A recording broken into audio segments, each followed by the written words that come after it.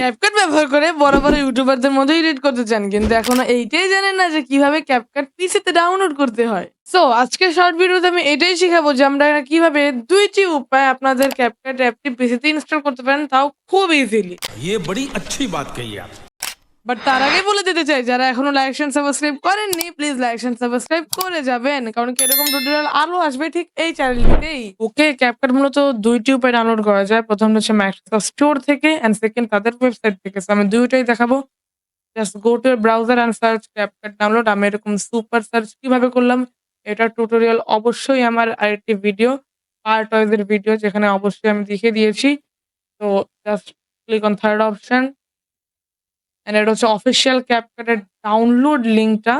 And official link, Microsoft link এবং official CapCut download link তিনোটাই ডেসক্রিপশনে দেওয়া থাকবে। Just click on download for free. আপনাদের সামনে একটি পপআপ ওপেন হবে এবং অটোমেটিক্যালি CapCut সেটআপ ডাউনলোড হয়ে যাবে। আন্ডার সেট আপনারা করতে পারেন। Then just go to file manager downloads and আপনারা এটাকে ডাবল ক্লিক করে যদি ইয়েস এ ক্লিক করেন তাহলে আপনাদের যে ডাউনলোডারটি হচ্ছে এটা ওপেন হয়ে যাবে and it will just install 100%।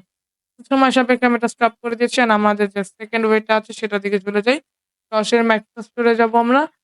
এখানে গিয়ে আমরা সার্চ করব CapCut অ্যান্ড এখান থেকে যে ফার্স্ট অপশনটি আমরা দেখতে পাচ্ছি CapCut, সেটাকে এখান থেকে সরাসরি ইনস্টল করতে পারি।